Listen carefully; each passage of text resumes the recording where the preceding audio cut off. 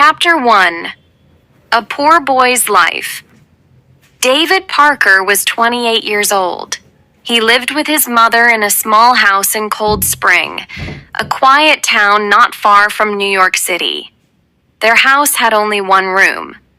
There was no kitchen, no bathroom inside, and no heater for cold nights.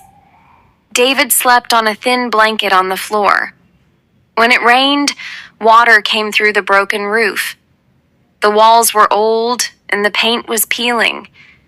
There was only one small table and 2 chairs in the whole house. But David never complained. His heart was full of love for his mother, Mrs. Jean. She was the strongest person he knew. Mrs. Jean worked in other people's homes. She cleaned their rooms, washed their dishes, and took care of their children. Every morning she left the house before sunrise and came back after sunset. She never rested. Her hands were rough, and her legs hurt every day, but she always smiled when she saw David. "You are my brave boy," she often said. "One day, you will do something great." Her eyes were full of hope, even when her body was tired. David had no father. His father died in a car accident when David was just 5 years old. After that, life changed. Everything became harder.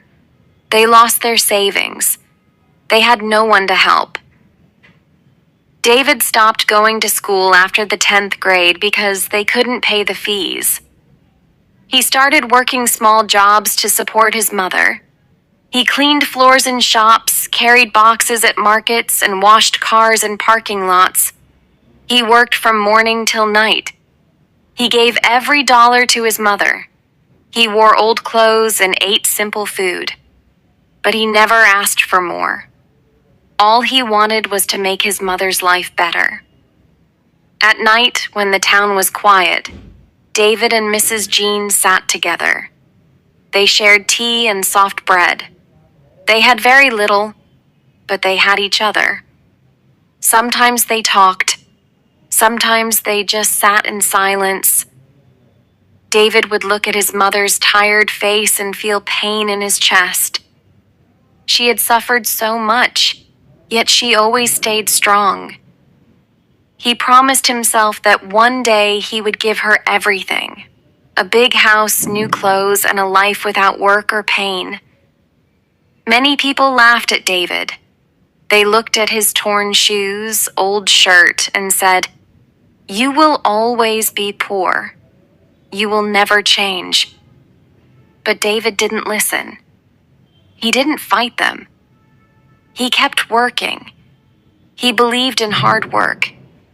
He believed in dreams. He believed in his mother's words. She gave him strength every day.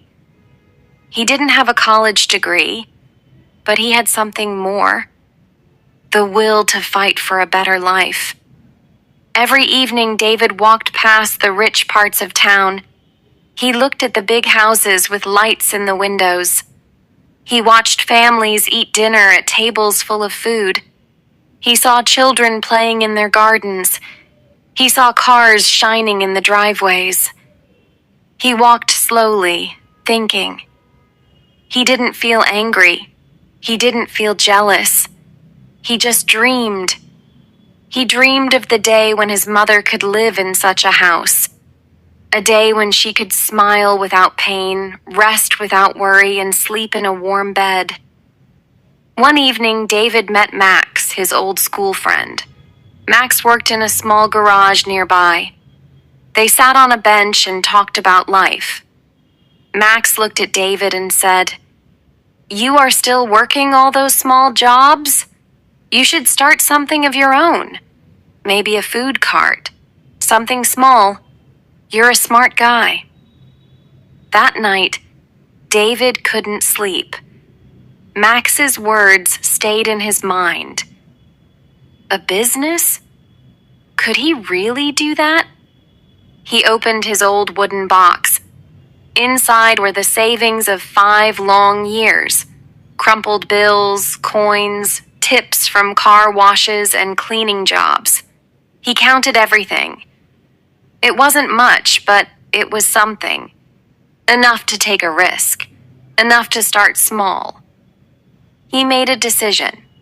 He would not wait anymore. After a few weeks, David bought a small sandwich cart.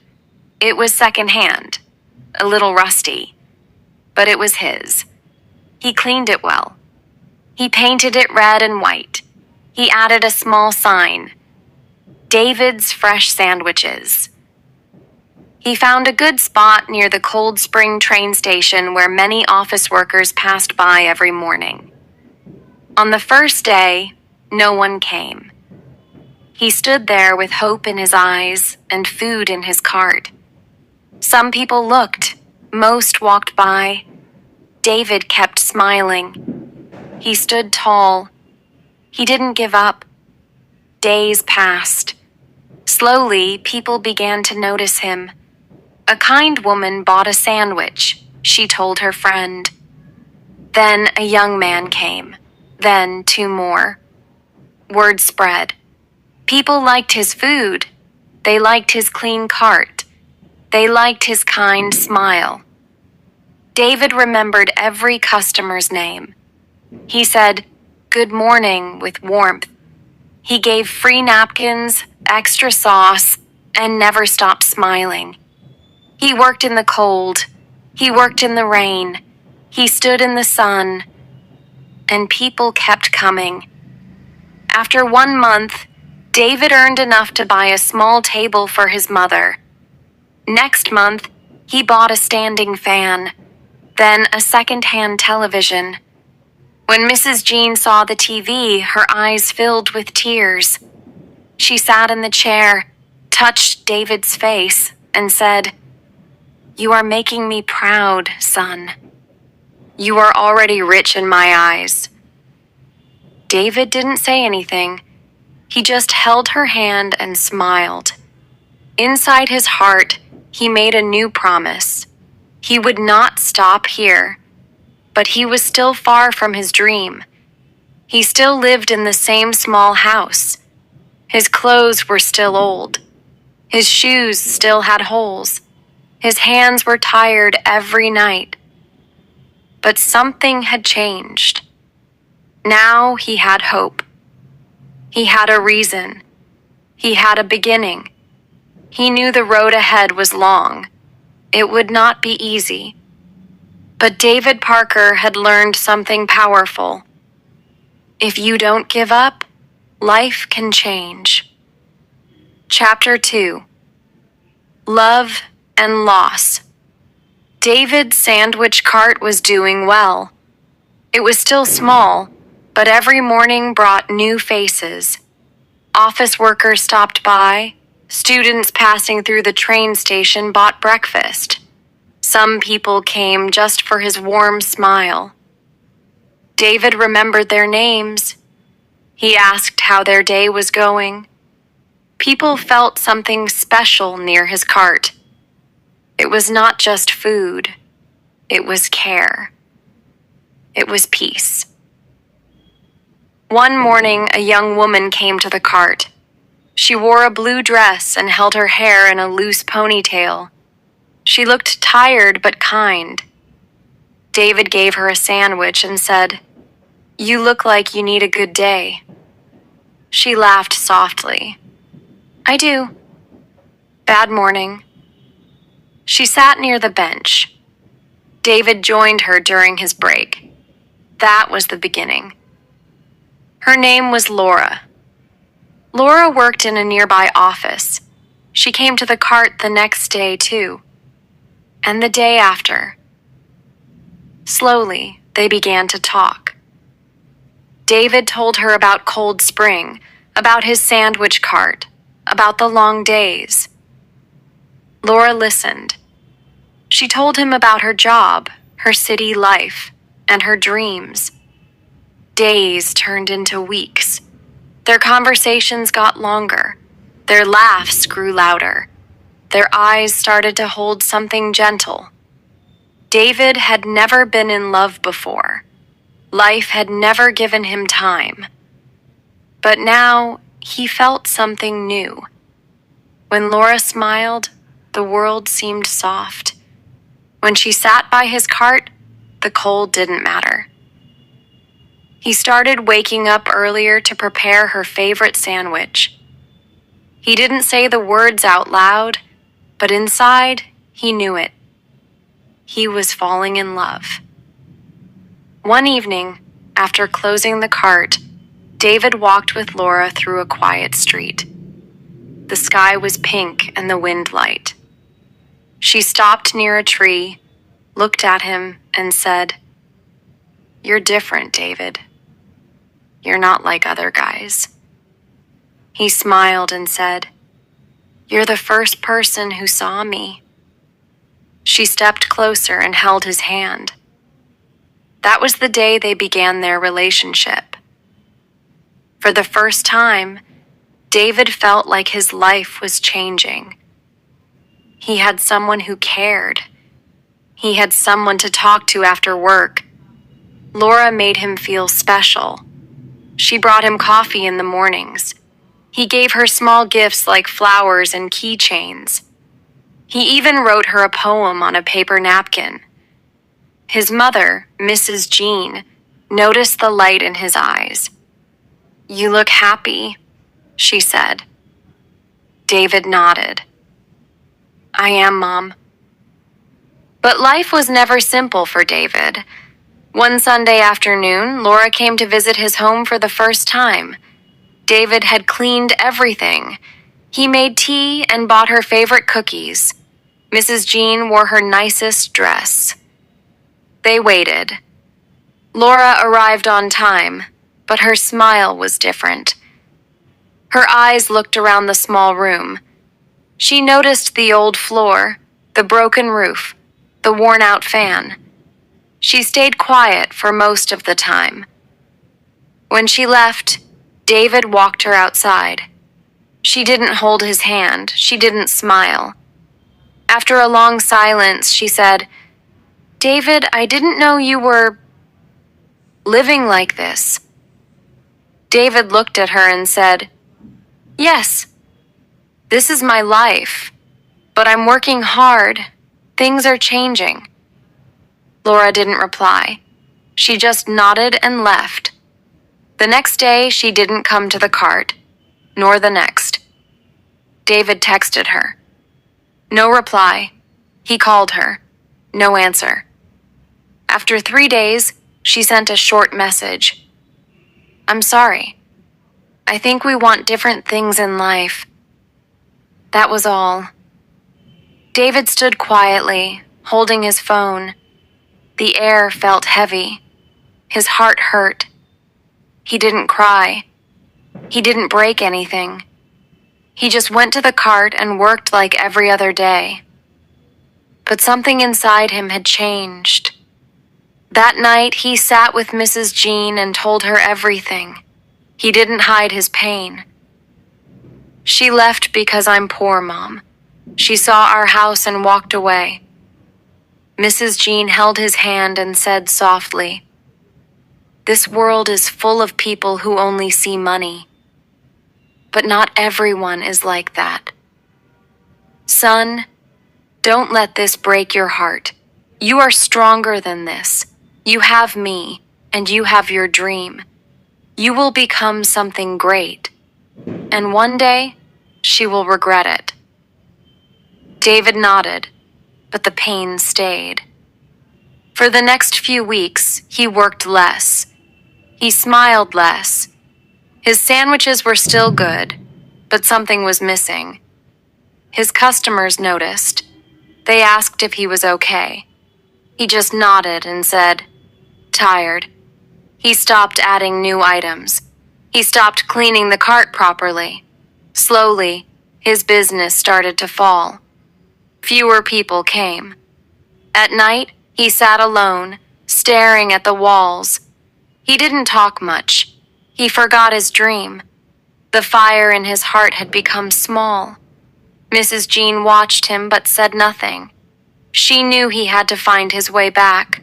Life had hit him hard. but she believed in her son. One afternoon, something happened. Mrs. Jean went for a walk with some women from the neighborhood. They passed a big car parked outside a cafe. The women took photos near the car, laughing. Mrs. Jean stood quietly nearby. One woman looked at her and said loudly, "You shouldn't stand there. That car is not for people like you." Another laughed and added, "Maybe in your next life, Jean." Mrs. Jean came home and didn't say much, but David saw her eyes. He asked her what happened. She didn't lie. She told him everything. David listened in silence, his hands clenched, his heart filled with fire. He said nothing, but his mind spoke loudly. "They insulted my mother. They called her poor. They laughed at her. Number not again. This has to stop." That night, David sat alone in the park. The wind was cold. The trees were still. He looked up at the sky. Tears filled his eyes. "I forgot who I was," he whispered. "I let pain stop me. I let one person break me, but no more." He took a deep breath and looked around. And then he saw her. A young woman was sitting on a bench near the flowers. She wore simple clothes and was feeding birds from a small bag. She looked calm. She looked kind. Their eyes met. She smiled. David got up and walked slowly toward her. Chapter 3. A Mother's Words. David stood in front of the girl in the park. She looked up and smiled again. Her smile was soft and kind. It was not the smile of someone rich. It was not the smile of someone proud. It was the smile of someone who had also seen hard days. She moved her hand and said, "You can sit here if you want. I don't bite." David smiled, the first real smile in many days, and sat beside her. Her name was Daisy. She lived in Cold Spring, too. She worked in a small flower shop just 2 streets away. She came to the park every evening after work. She liked to feed birds and sit quietly with nature. "This place gives me peace," she said. "When life gets heavy, I come here to breathe." They talked for a long time. It was not about big things, just small, simple things. She talked about flowers. David talked about sandwiches. She told him about her childhood. He told her about his mother. They both laughed and listened. Time passed slowly, but it felt nice. That evening, David didn't feel alone. He didn't feel empty.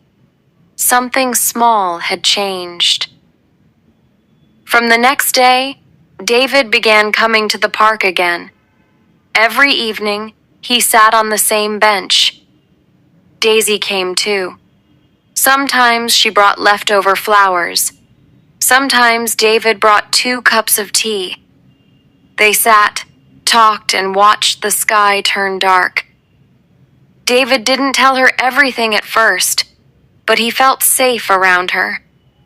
She asked about his work. He told her about the sandwich cart. She said, "That's honest work. I respect that." Days turned into weeks. Their friendship grew. Daisy was different from anyone David had met. She didn't care about money. She didn't care about looks. She looked at people with her heart. She spoke with honesty. She listened like no one else. David began to feel strong again. He began to feel like himself. One day, he told her about Laura, about how she had left him, about how it broke him, about how he stopped working and let everything fall. Daisy listened quietly. She didn't say, "I'm sorry." She didn't say, "That's bad." She just said, "Pain makes us forget who we are, but it also shows us who we can become." That night, David went home and hugged Mrs. Jean. She looked surprised. "What's this for?" she asked. "Just because," David said. They sat down for dinner. David looked at his mother's face. She was still tired. Her hands were still rough, but her eyes were the same, full of hope, full of love. After dinner, they talked. Mrs. Jean said, "You're meeting someone new, aren't you?" David smiled. "Yes, her name is Daisy. She's different." Mrs. Jean nodded. "Good. But don't forget what you started. You had a dream, David. You wanted to give me a better life. You wanted to rise above this pain. Have you forgotten that?" David looked down. He had forgotten. The last few months had made him slow. After Laura left, he gave up on himself. He had let his cart grow dusty. He had stopped saving. He had stopped dreaming. His mother saw all this and stayed quiet. But now she spoke. "I am not angry," she said softly, "but I am old now. I won't be here forever. And I don't want to die seeing you give up. I want to see you win. I want to see you drive your own car. I want to sit in a house where the roof doesn't leak. You're my son, David. If anyone can change their life, it's you, but only if you decide." David sat quietly. Her words hit deep. It was not shouting. It was not pressure. It was love. It was truth. He looked at her eyes. They were wet. He felt a storm inside him. "I will, Mom," he whispered. "I promise you. I'll work harder than ever before. I won't stop again." The next morning, David got up early. He cleaned his cart from top to bottom. He changed the oil in the grill. He fixed the wheels. He painted the sign again. David's fresh sandwiches looked new. He made a new menu, added breakfast rolls and hot coffee. He stood near the train station with a clean shirt and a clear heart. People noticed. Old customers returned. New ones came. He smiled. He thanked them. He remembered their orders. He gave them free cookies on their first visit. Business picked up again. The money started to grow. David opened a small savings account. Every week he put a little inside. Daisy came to visit the cart one morning. She had never seen it before. She smiled wide and said, "This is great, David." "You built this yourself." David nodded proudly. "Yes, and now I'm going to build something bigger." Daisy looked at him and said, "I believe you." Days passed. David worked from early morning till night. He stopped going to the park every evening. Daisy understood. "You're building your life," she said. "I'll wait." On Sundays, they met for tea. They talked about flowers, sandwiches, and dreams. David started dreaming again, not just for his mother now, but also for Daisy. One night, David sat with Mrs. Jean and told her, "I want to be rich, Mom, not for fun, not for cars or gold, but for you, for the people like us, for the ones who are laughed at because they're poor." Mrs. Jean held his hand and said, "Then don't stop, my son. Don't ever stop." From that day on, something new began. A fire inside David. A mission. He didn't want to survive anymore. He wanted to rise, to build, to help, to change. He had 7 years until he turned 35. He wanted to become rich before that. He looked at his mother. He looked at Daisy. He looked at the small home with broken walls. Then he looked at the sky. And he whispered to himself, "It's time." Chapter 4. The Fall Begins. David Parker had made a promise.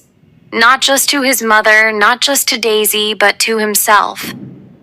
He promised that he would never give up again. He wanted to rise. He wanted to build something big. He wanted to become rich before he turned 35. And now, he had a goal, a fire in his chest, and people who believed in him. Each morning, David woke up before the sun.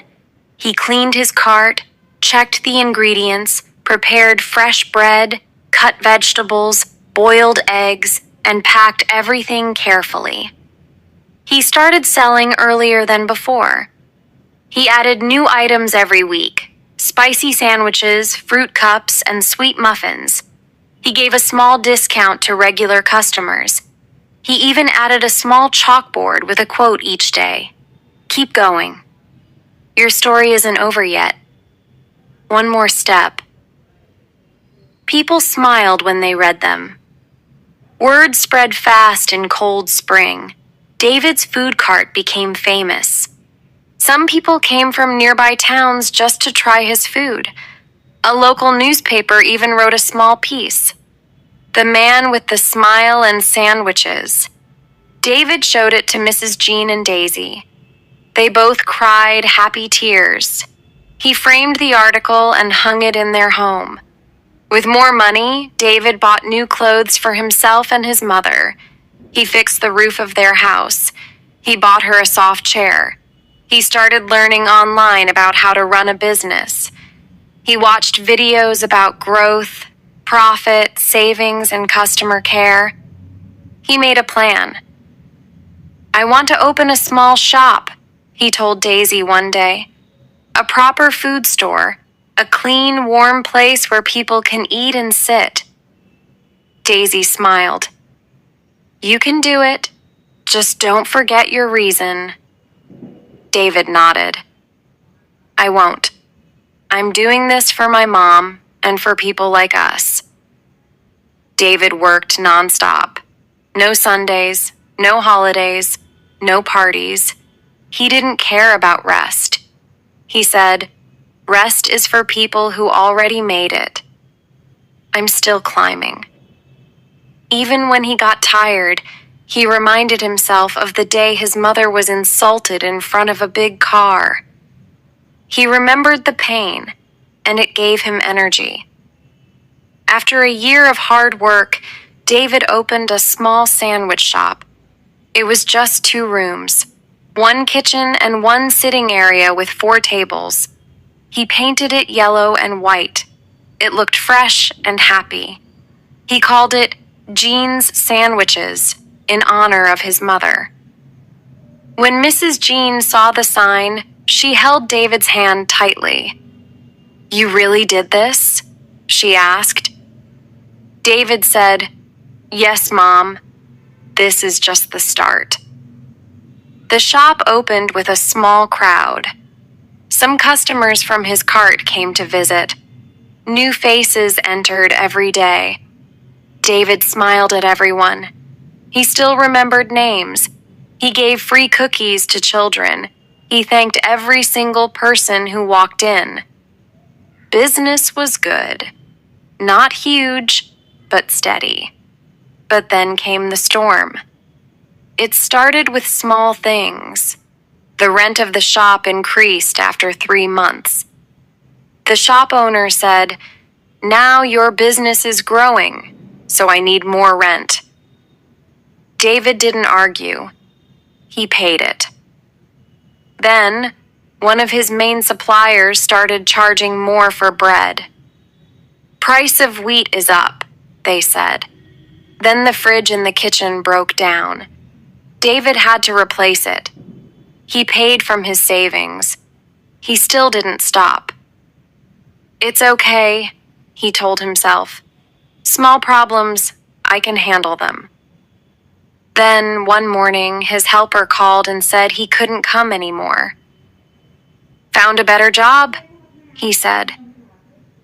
David had no one to help in the kitchen. He did everything alone. Cut vegetables, made sandwiches, served customers, cleaned tables, washed dishes. He slept late and woke up early. Slowly, he became tired. His eyes looked heavy. His smile faded. Mrs. Jean noticed it. "You need help," she said. David shook his head. "No, I'm okay. It's just for a few days." But the days didn't end, and his body began to feel the pressure. A few weeks later, an accident happened. A customer found a small piece of plastic inside a sandwich. She posted a photo online. People began to comment. Some said it was careless, some said David had changed. The next day, only 5 people came to the shop, then 3, then none. The shop felt cold and quiet. David tried to fix things. He apologized online. He gave free sandwiches for a week. But the damage was done. He started losing money. He couldn't pay the higher rent. He took a small loan to keep the shop open. He told no one, not even Daisy. One day, Daisy came and found David sitting alone at a table. His eyes were red. His hands were shaking. "David, what's happening?"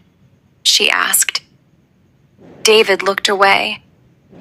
"I thought I was smart. I thought I could handle it. But I'm losing everything." Daisy sat with him and said, "Why didn't you tell me?" David said, "Because I didn't want to look weak. You believed in me. Mom believed in me. I couldn't fail." Daisy held his hand. "You didn't fail. You just fell. And falling is part of the climb. You're still strong, David. You just forgot that even strong people need rest. They need help.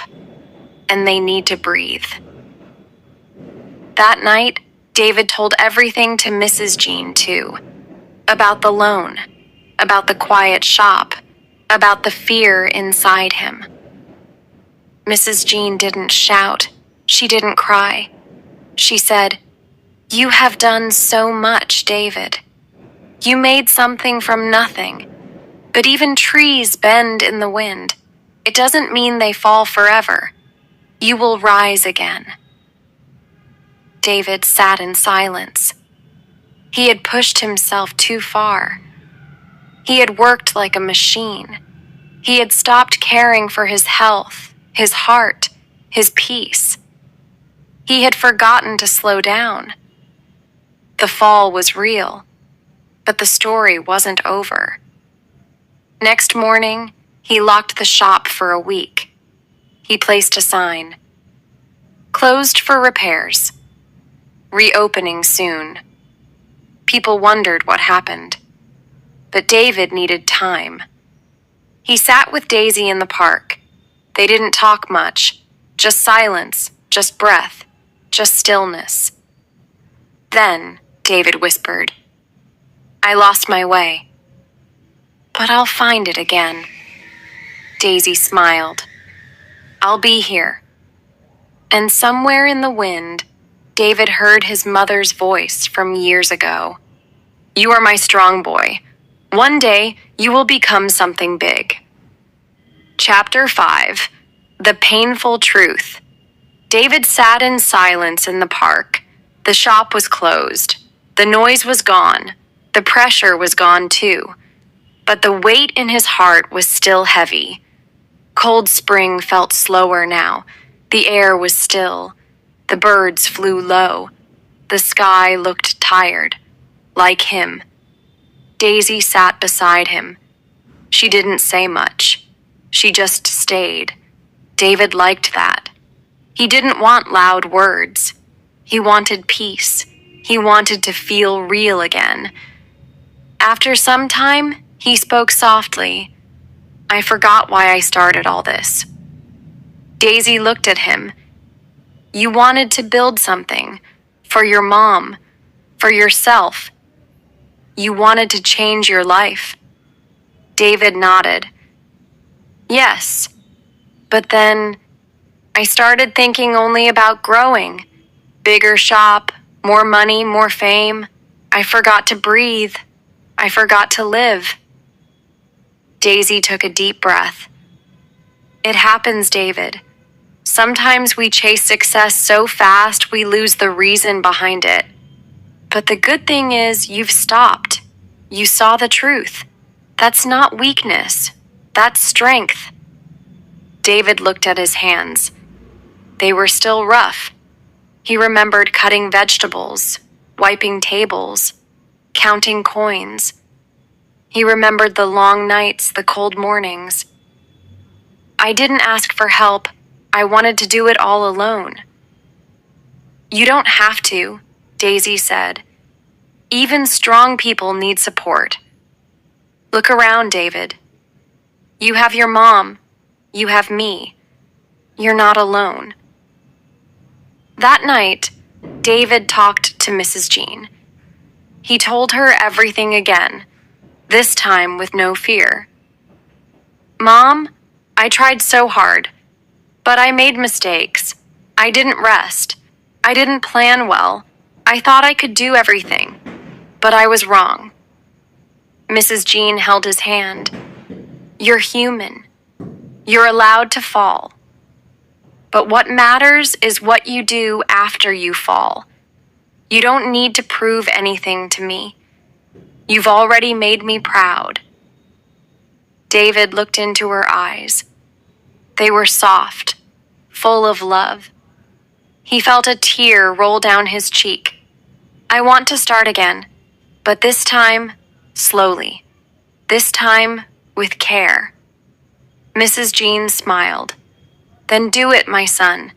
You don't need to run. Walk, one step at a time." The next day, David visited his shop. The lights were off. The chairs were dusty. But it was still his place, his dream. He cleaned the tables, washed the plates, and opened the windows. Fresh air came in. It felt like a new beginning. He put up a new sign outside. "Coming back soon, stronger, smarter, and kinder." People saw the sign. Some smiled. Some nodded. Some stopped by to say hello. A few even said, "We missed you." David felt hope again. In the evening, Daisy brought him sandwiches. "Not as good as yours," she said, laughing. They sat outside the shop and ate together. David looked at the sky. It was turning orange. The pain was still inside him, but it was lighter now. He had faced the truth. He had failed. But he had also learned. And now, he was ready to rise again. Not with speed, not with pressure, but with peace. Chapter 6. Daisy's Kind Heart. The shop was still closed, but David Parker was no longer broken. He had faced failure, and now he was ready to move forward. The pain had taught him something important. Slow steps are better than running without direction. He had tried to do everything alone, but now he knew better. And at the center of his healing was Daisy. Daisy came every evening. Sometimes she brought food, sometimes fresh flowers, sometimes just her warm smile. David looked forward to seeing her. They sat on the bench outside the shop and talked. They didn't always speak about business or plans. Sometimes they just watched people walk by or listened to the birds. Those quiet moments helped David find peace.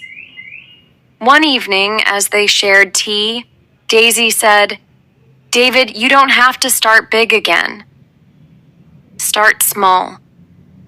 But this time, build something that lasts. David nodded. I want to. I want to build something clean, beautiful, and honest. I want to build something my mother can be proud of, and something you can believe in. Daisy smiled gently. I already do. David started with a plan, a new plan. This time, he didn't rush. He made a small team. One old friend from the garage, one young boy who worked part-time. He trained them well. He created a new menu, simple but tasty. He opened the shop with soft music, warm lights, and fresh flowers on every table. He named the shop again, Daisy's Deli, after the girl who helped him find hope again. Customers started coming back, slowly, steadily. This time, David didn't chase money. He chased quality. He made every sandwich with care. He thanked every customer. He worked, but he also rested. He kept time for his mother and time for Daisy. Business grew again. This time it was stronger. He used part of his earnings to learn more about food and business online. He watched how famous restaurants worked. He read about customer love and brand loyalty. Every day he wrote in a notebook, "What did I learn today?" Months passed. The shop became the heart of Cold Spring. People from other towns came to visit. They clicked pictures with David and told stories about his smile. A blogger wrote about Daisy's Deli. Then a food YouTuber visited and made a video. It went viral. Orders started coming from nearby cities. David couldn't believe it. Daisy watched all of this and smiled. She didn't want his money. She didn't care for fame. She just wanted David to believe in himself again. You don't know how strong you are, she often told him. David would shake his head and say, only because you reminded me. One day, David stood on the roof of his house. The sun was setting. Mrs. Jean was sitting below with tea. Daisy stood beside him. David looked out over Cold Spring. He said, I want to go beyond this town, Daisy. I want to open shops across the state. I want to reach New York City, maybe the whole country. Daisy looked at him, her eyes bright. Then let's do it. David took the first step the next week. He registered a company. He named it DJP Foods, David Gene Parker Foods. It was his full name, a name that held both his mother and his father's memory. He found a small investor who had eaten at his deli and loved it. With that support, David opened a second store in the nearby town of Beacon, then a third in Poughkeepsie. He didn't stop. He worked hard, but he worked smart. He trained people, hired slow, trusted carefully, and managed money wisely. Daisy helped with design and branding. Mrs. Jean stayed at home, but her heart was in every sandwich. David visited her daily and gave her updates. She was proud, more than ever. 3 years passed like a dream. David turned 31. He now had 10 shops across New York State.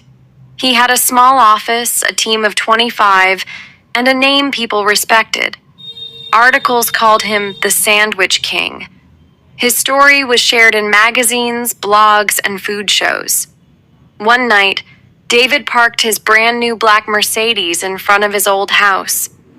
He stepped inside and found Mrs. Jean reading a book. He sat beside her and said, Mom, it's time. She looked confused. David smiled and gave her a small box. Inside was a key. "What's this?" she asked. David took her hand. "Your new house. 4 bedrooms, big garden, warm kitchen, and no leaking roof. Just 5 minutes from here." Tears rolled down Mrs. Jean's face. "You did it," she whispered. David held her close. "We did it. You, me, and Daisy." Later that night, David and Daisy stood outside the new house. The stars above were bright. Daisy said, "You're growing fast, David. But this time, you're calm." David nodded. "Because I have you, and because I know what matters." He reached into his pocket and took out a ring. Daisy gasped. "I don't have the most expensive one yet," David said, "but I want to give you my life." Daisy didn't answer. She just hugged him. It was more than yes. Chapter 7. The Rise Again. David Parker stood on the balcony of his new home. The city lights of Manhattan sparkled like stars below. The air was cool, quiet, and full of meaning. It had been 7 years since he sat in the park feeling broken. He was now 35, and he had become everything he once dreamed of, and more. His company, DJP Foods, was no longer a small business. It had become a national brand. From local sandwich shops to luxury food lounges in big cities, New York, Chicago, Los Angeles, and even Miami, David's name was everywhere. People talked about his story on TV. Young entrepreneurs looked up to him. He was no longer just the sandwich king. He was now listed among the top food businessmen in the country. David was now a billionaire. His mansion stood in the hills just outside New York City. It had 10 bedrooms, a private garden, a glass rooftop, and a beautiful view of the skyline. In his garage were the world's most expensive cars: Bugatti, Rolls-Royce, Porsche 911, and a gold-colored Bentley, gifted to him by one of the investors. His watch collection had become famous in lifestyle magazines, limited editions worth millions.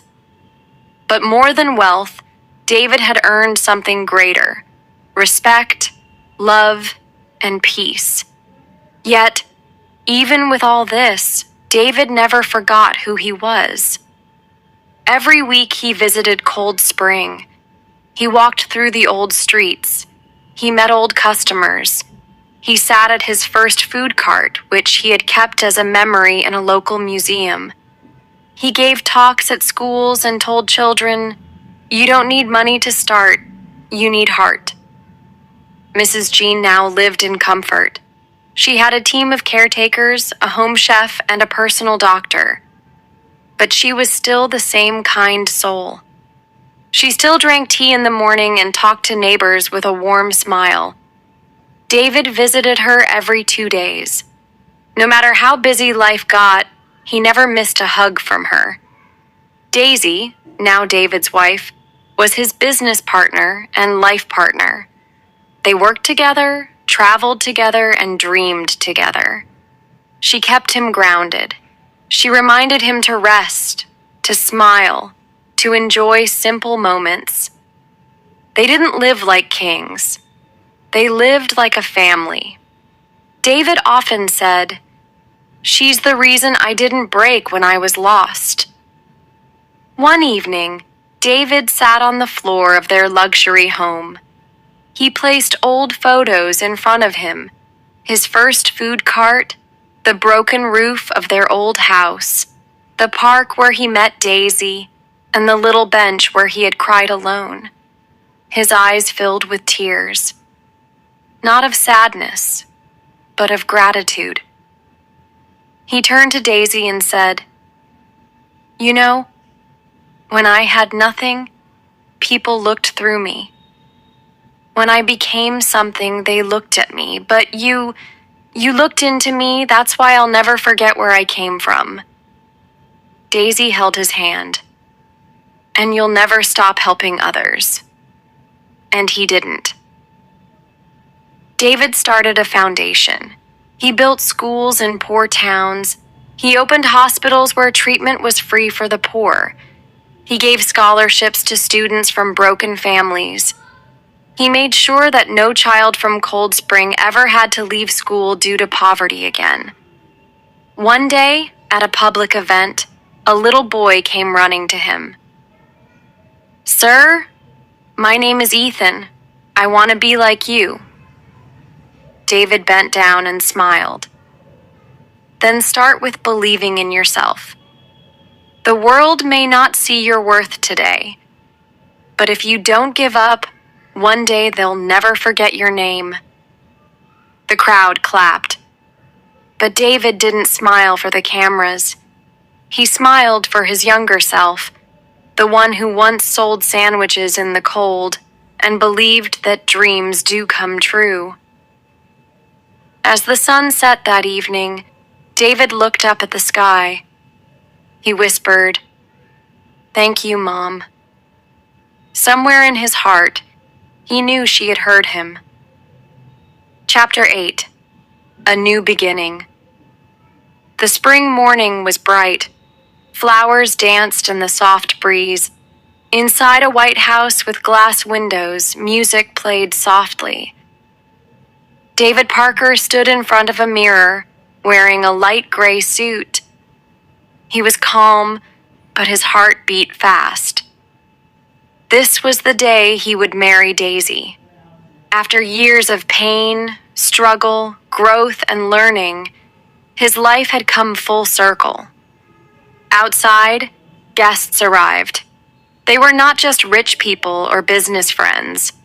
They were people from Cold Spring, shopkeepers, children, teachers, and neighbors. Mrs. Jean sat in the front row, wearing a soft pink sari. Her face glowed with joy. She had dreamed of this day, not just the wedding, but the peace in her son's life. Daisy was in another room getting ready. Her dress was simple and beautiful. She didn't want something flashy. She wanted the day to feel real. Her eyes sparkled, not because of makeup, but because of love. "This is the start of something strong," she whispered to herself.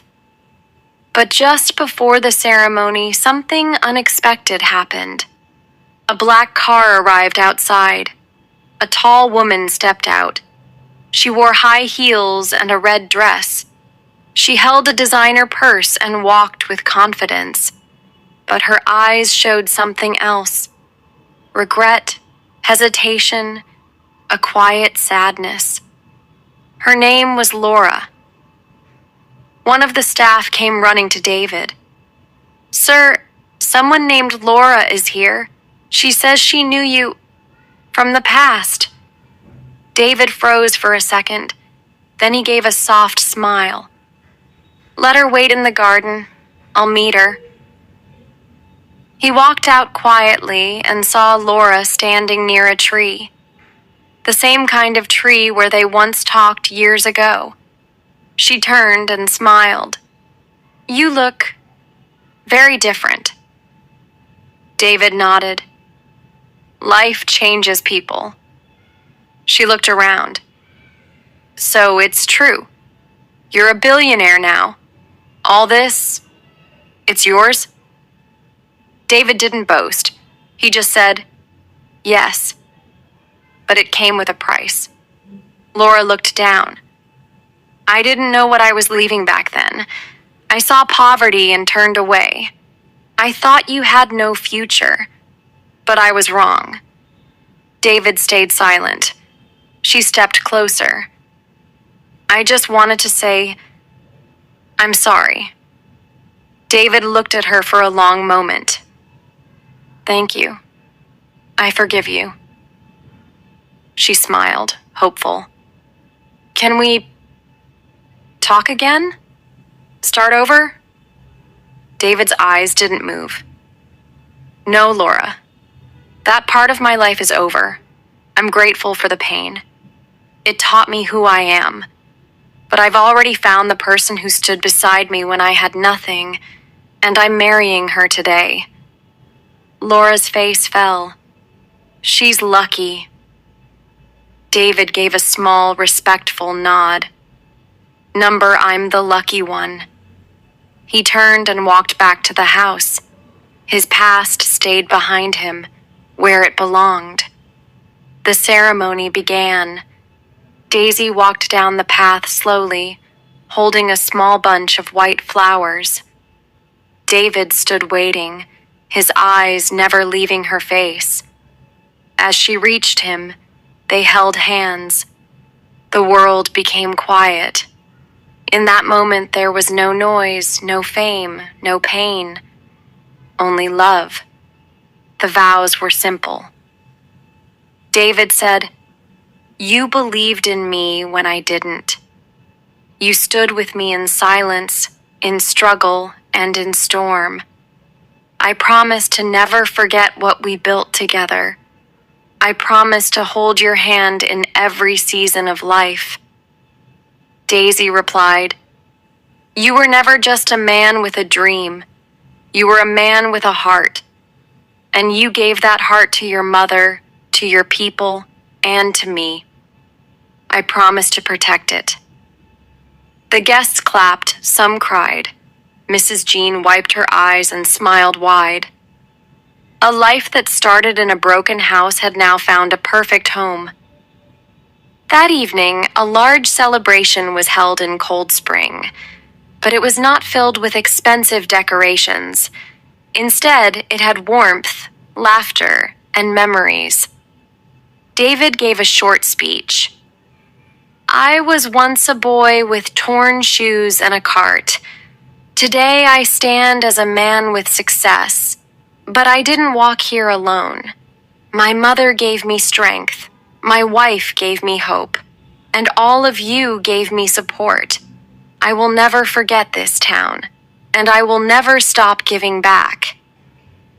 He announced the opening of 3 new centers: a free hospital for the poor, a school for children from low-income homes, a business training center to teach young dreamers how to grow. The crowd cheered. Later that night, David sat with Mrs. Jean on a swing. She held his hand like she used to when he was a child. "You've done more than I ever dreamed," she said. David rested his head on her shoulder. "Because you never stopped believing in me." In the distance, Daisy stood near the window, watching them both. Her eyes filled with tears of peace. Her home was not the big house, it was the love around her. As stars filled the sky, David whispered, "This is not the end. This is the new beginning."